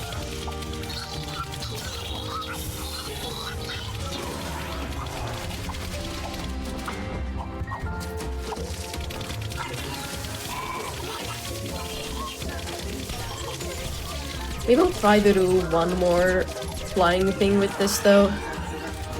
Maybe hopefully we can get it so you can properly see how cool it is. Maybe. Yeah, that sounds cool. Yeah, there's like Either a mini way. boss at the end of this level that you can skip, but requires some flying. So hopefully we can try it. Let me see if I remember the timing. Ah. We gotta get all these enemies out of the way first.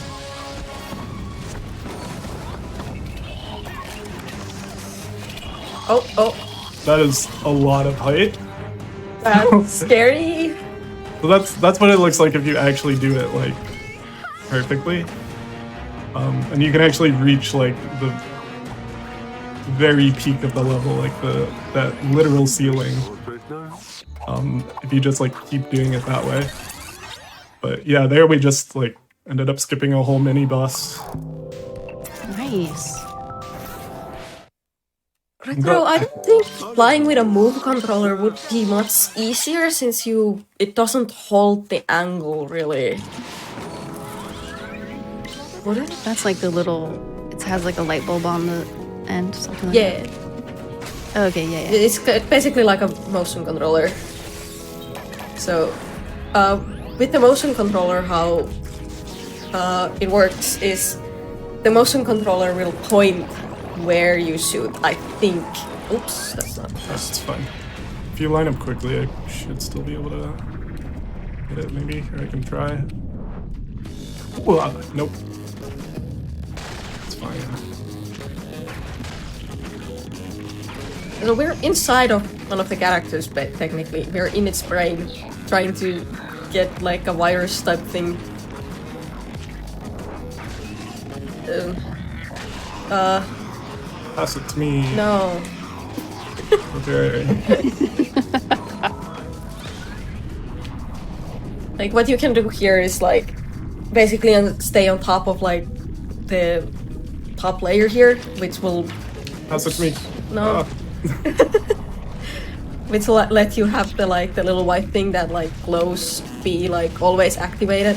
Because when it glows, it like destroys these purple things. And the other way to get it to always glow is to like throw it to the other player. So like that wasn't the fastest we can do that, but it wasn't the slowest. Scuffed, but I've Yeah. seen worse for sure. I mean, once we got the glowy orb thing to go out of bounds, and we were without an orb. It is possible to like clip your only way of attacking the boss Wait, out really? of bounds and then just like kind of soft block. I mean, you can spawn more players and then it spawns more of them, but yeah. Anything can happen, I guess. Yeah. Yeah. So there's another deload we can do at the beginning of this level, which means I'm going to be awkwardly plugging things in and out. Unplug. I must.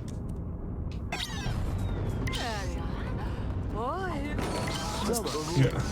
Alright, that works. So we did a deload there, which removed the collision attached to the checkpoint, which meant I could just like run through that wall and get out of bounds for a little bit.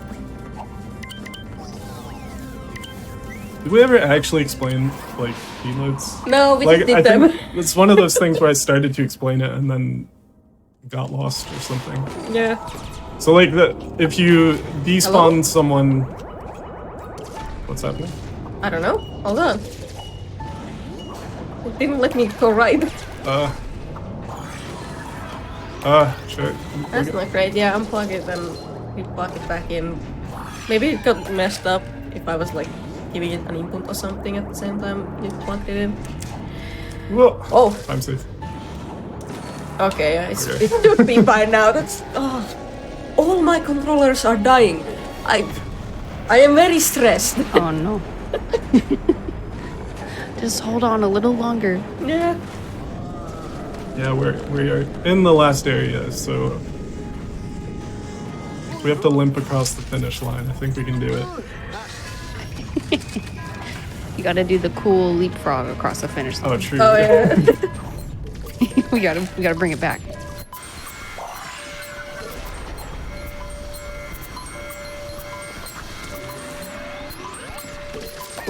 Oh, let's go. Okay, so that's a fling that we hadn't been doing until like a couple of months ago, where you can like get way more vertical momentum. Oh, that was. Oh, this is actually fast. Oh no. You can like fling the other person by grabbing onto the other We player. missed the checkpoint, by the way. Uh-oh. Okay. I'm just gonna overthink this a little bit. Alright. Wait, that means we save even less sackbots if we get that fling. True. Great. How am I still... Oops. Uh-oh. This level has low gravity, by the way, which throws away all the muscle memory you had built up beforehand. Like, you're extra floaty. Like, a lot of people complain that this game's movement is like way too floaty or something, but I personally like it. So if you want actual floaty gameplay, go to this level specifically.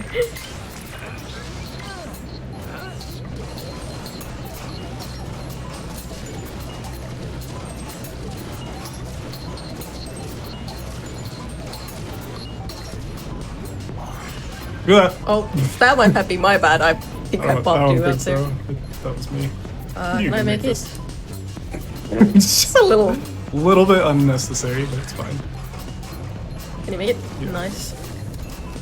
So here we want 2 people because it makes this part a little bit faster. There are these really heavy blocks you have to push. And you can push them slightly faster if you have 2 people pushing them. It's like kind of the only interesting thing about this section. This feels like one of those sections that's like, it feels skippable, but we haven't found anything. I think they were extra careful when they were making this level because there was like low gravity. I didn't want people getting out of bounds, so it's just like airtight. That makes sense.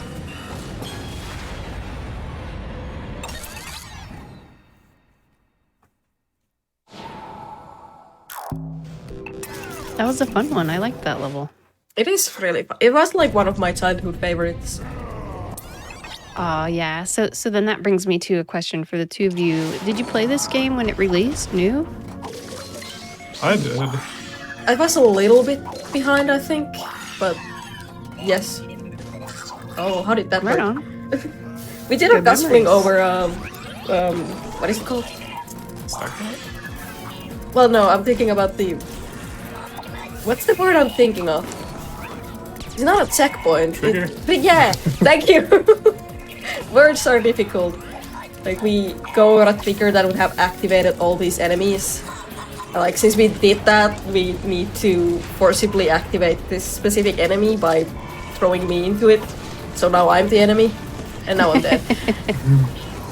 To answer your question though, I think I started playing LBP1 like around release in like 2008. I didn't start speedrunning it until like 2011 or something. Which I guess like pretty much no one was speedrunning these games back then. I was kind of like one of the first, I think, and I'm still here doing it for some reason. You'll never Well, now escape. you have a co-op partner True. Yeah. for live. I think I got LittleBigPlanet in like... how old would I have been? I don't know, I guess 2012 or something is when I first played LittleBigPlanet. Actually, first played it in a library, fun fact. Whoa, they have video games in the library? Yeah! It was actually my school's library too! Oh, What a cool school. Yeah! Is this common for Finland schools? Oh, it really depends, but I think a lot of like Okay. libraries do have like, might even have straight up consoles you can like loan out. Oh, okay, nice. Yeah, loaning games is really common around here.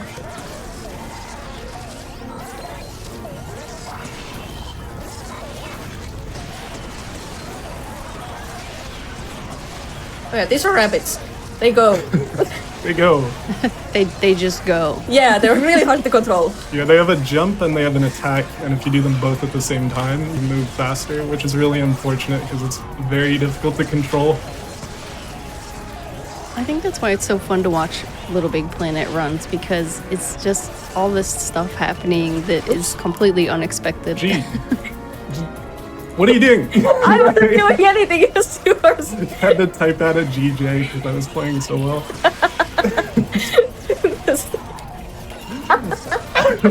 At literally the best I've ever played that section, probably, and you had to open up the text chat real quick. At least you got to tell yourself good job. Okay. Oh, I can't laugh this hard while doing a speedrun or I'll start crying. Okay. Okay, we'll calm down now. We're gonna be serious now. This is a very serious speedrun. Very serious. Nothing fun happens during this. It's No fun allowed in LittleBigPlanet 2. yes. The most fun looking game on the planet.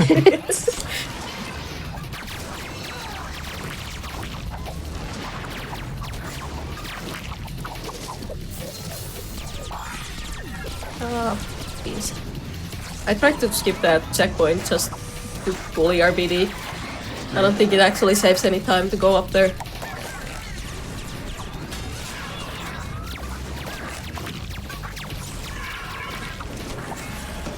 Oops. Oh, that's Go great. for it. Okay. There is like a really speedy thing you can do here, but it's not. It's really hard to do, and we haven't practiced it, so we're not gonna do it. Goodbye. I had no idea where I was. For once, we actually had the whole squad of the Sackbots, though. Usually, we only get like one to follow us, because they just don't like us, I guess. Uh-oh. Yeah, this is not the best level for like IL attempts, because the Sackbot behavior is... I didn't realize they didn't kill this thing yet. Yeah. Sackbot behavior is a little bit unpredictable. And by a little bit, a lot. It's RNG pretty much. I don't really even understand why it's so finicky.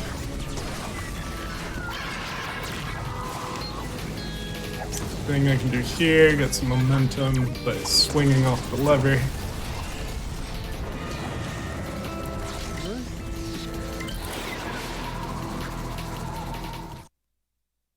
Now on to part 2.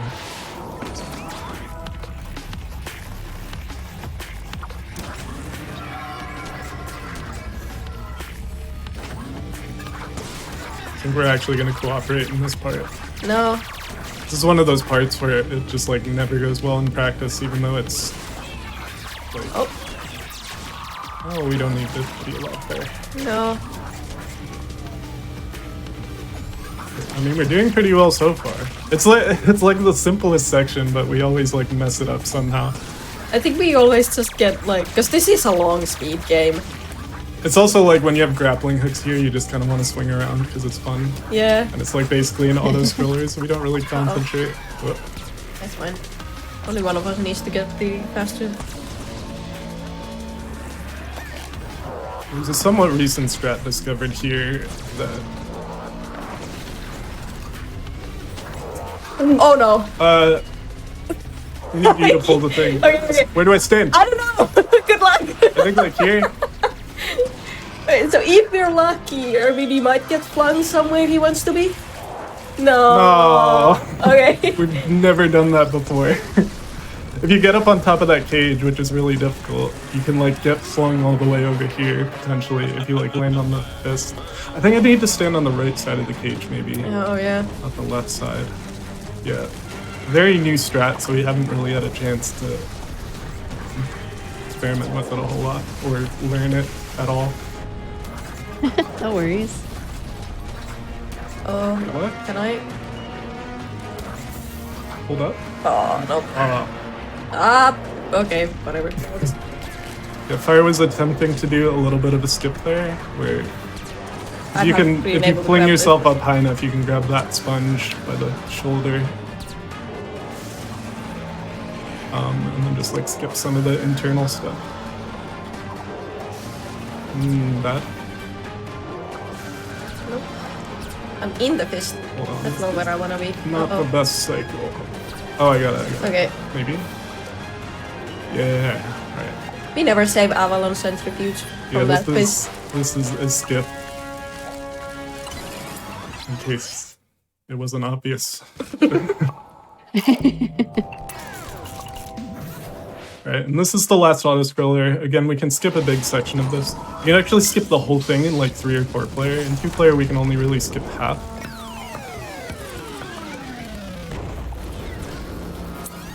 Unplug there.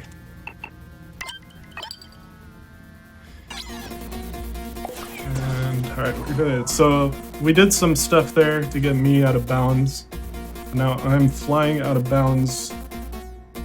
Technically doing some blind gaming here, but it's a lot easier than that earlier Caterpillar auto-scroller. So there's a pretty easy... Adaptive strats. Yeah, there's a pretty easy lineup for this one. Like a visual cue. So basically I'm out of bounds and I'm flying past this entire auto-scroller section.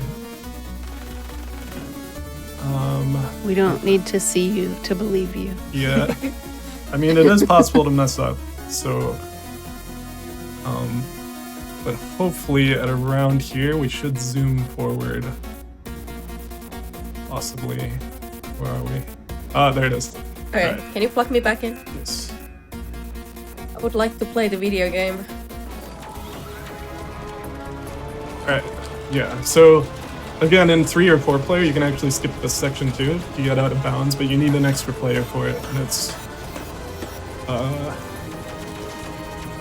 Is it possible with, like, controller juggling? I'm not sure. I think we tried and couldn't really figure it out. Yeah. But it could be possible, I don't know. I think it doesn't save time if you have to do the controller juggling. It's like, you have to switch the controller so many times. Yeah. In like, no, would it? In like online, because in online when you open the menu it doesn't pause the game. No, because I think specifically like it's about, like you have to fly both of them forward. Yeah. And so, like, it doesn't matter if it pauses the game or not. Like, you have to keep stopping and switching to the other guy and moving it forward, and then switching to the other guy and moving them forward. And then, like, that just takes too long. Oh. Versus just, like, flying both at the same time. This is possible with 2. Oh, we haven't learned it. Oops. Does it save time with 2? Or do you have to, like, do the controller switching thing I was just talking about? Yeah, Frit is like insane at finding strats. He's been like finding some really crazy... There was like sort of a challenge to see how much of the game you could beat without jumping. And he found so many like creative strats to be able to like skip X button presses. It's really cool. I don't know if he has like a playlist or something that people could look up, but some of the strats are absolutely insane. It's fun. You got to get creative when you don't jump, you know? Yep.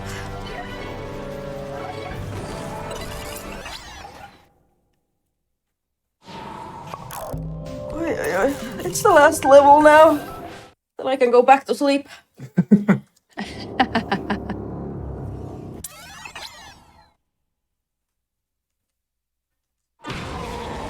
So this is a multi-stage boss fight.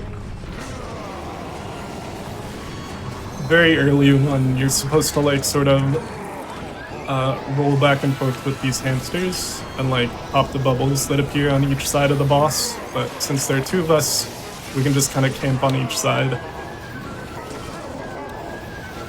and just instantly pop the bubbles as they appear.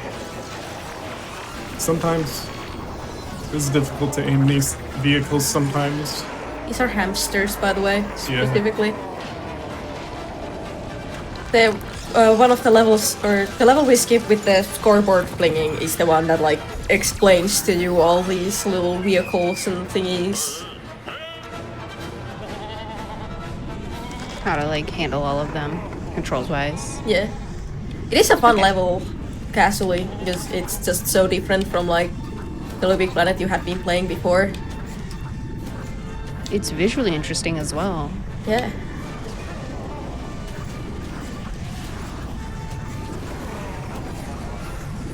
I'm going to die.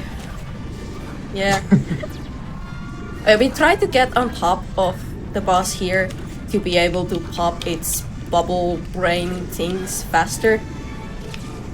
If we just stand there while it spawns, we can pop them a little bit faster than having to wait for these flying bounce pad thingies to like line up for us to like hit the bubble like how your castle is supposed to. Nope. These? Oh, okay, that was fast enough. Yeah, you can see like how the bounce pads stop if the Negativitron has time to close its mouth. That's the name of the boss, by the way, Negativitron. That's like the big bad of the story of the game. Oh, too fast. He's eating up all the creativity or something. Oh, what was that fling? I was not prepared for that at all. The last hit? Yeah. Okay, and then this last section, we try to do a little co-op thing. Where am I? I don't know. I'm Hello? down here now. Bye. Alright. Can you make it? No. I don't know where I was. Alright, but what we're gonna try to do is boost fire up and get a hit on this boss early. Nice. So yeah, you're not supposed to be able to hit the boss yet. What you're supposed to do is dodge like a series of attacks here, and the attacks gradually speed up as you do damage to the boss, and you're supposed to get like one hit after each of these cycles.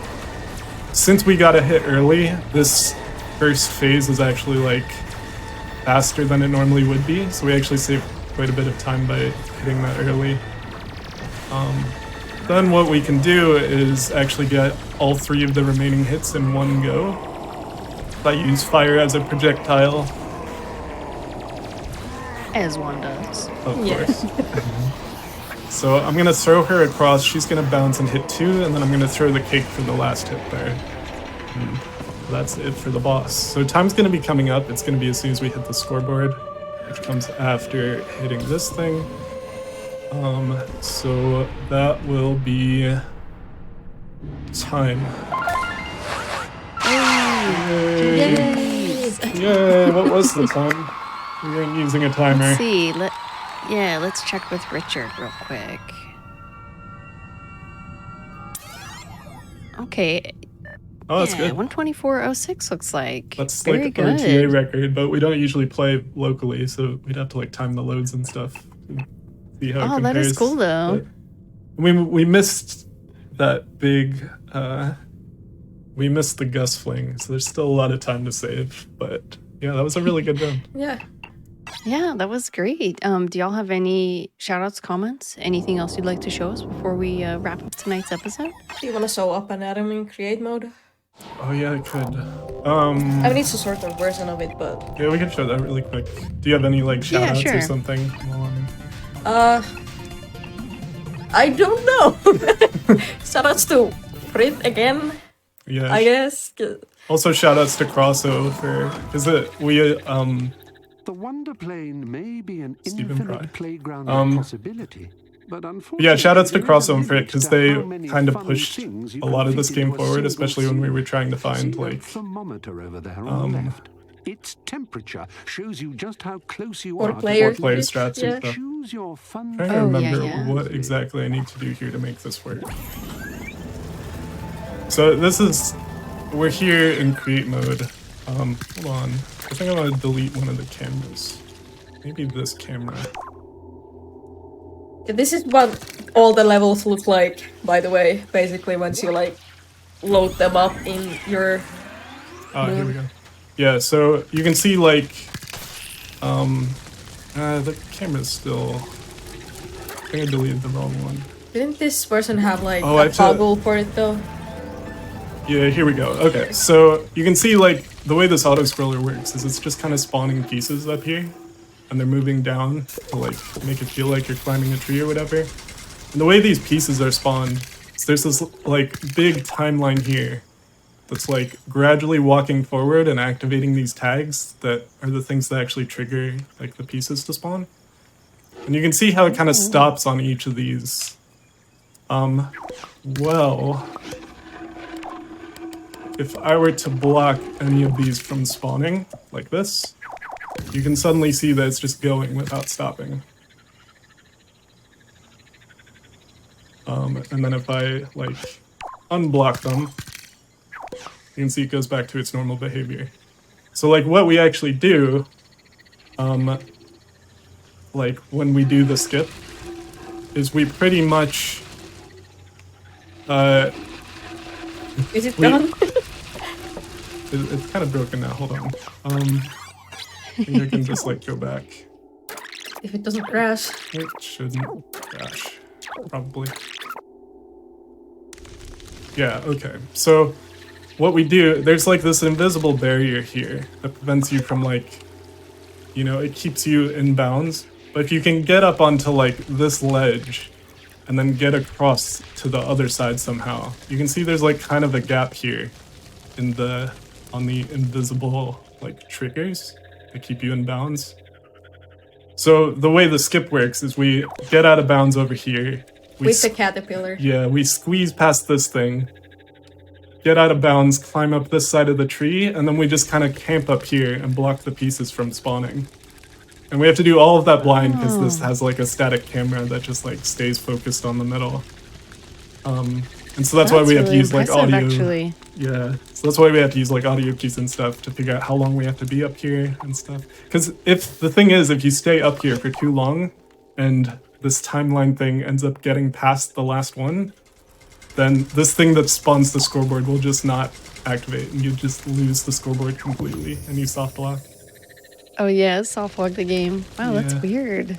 But yeah, that's one of the advantages to like opening this, like these story levels in create mode. We can actually see how things are working, and then like reverse engineer a way to like skip things. It's really cool. Well, and you get into some game dev stuff, correct? Yeah. So Yeah. so it must be doubly interesting for you seeing Yeah, how this for- stuff works. For me, it's super exciting. cool. Some people might be like, I don't care about all this technical stuff, but for me, this is like my favorite thing. No, that's awesome.